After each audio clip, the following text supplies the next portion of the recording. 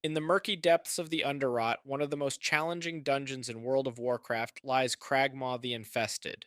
This formidable beast is the second boss to grace the dungeon's eerie corridors, requiring a careful blend of strategy and quick reflexes to overcome. Today, we're here to arm you with the know how needed to crush Cragmaw and his horde of blood tick larvae. One of the distinctive features of this fight is the constant threat of blood tick larvae.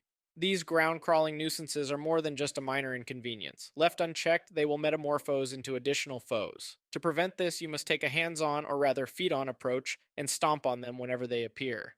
But it's not just the larvae that you need to watch out for. Kragmaw's own abilities, Charge, Indigestion, and Tantrum, present a range of challenges that must be navigated carefully. When Cragmaw targets a non tank player with Charge, swift footwork is key. Sidestep the attack, luring Cragmaw towards a wall or boulder. This not only helps dodge the incoming attack, but also minimizes the distance Cragmaw travels, increasing your DPS uptime and reducing the number of larvae you need to squash. Indigestion is a dangerous ability that Cragmaw directs towards the tank. This frontal magic damage attack is unavoidable but can be dodged by a quick jump back.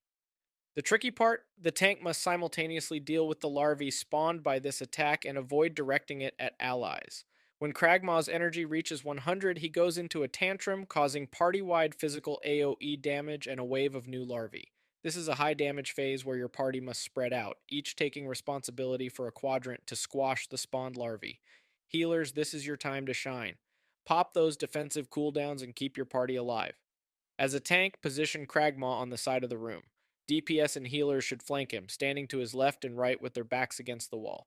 This setup allows for efficient evasion when Cragmaw charges, again reducing travel distance and maximizing DPS time. Tanks, remember, indigestion can be dodged. Once Cragmaw starts casting, sidestep swiftly and return to your original position. When Tantrum hits, remember to spread out and assign each party member to a quadrant for larvae stomping duty. If played correctly, this should be the only phase where your party takes damage. Defeating Cragmaw the Infested isn't just about the raw power of your party, it requires keen awareness, swift reactions, and strategic positioning.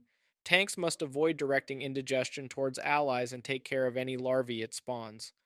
All players must spread out and squash larvae during Tantrum. Your strategic positioning, tanking Cragmaw on the side of the room, and DPS and healers flanking him can make a huge difference in your DPS uptime and the number of larvae you have to deal with. Armed with these strategies and tips, your party is ready to face Cragmaw. Now go forth, brave adventurers, and show Cragmaw the Infested who the real bosses of the Underrot Dungeon are.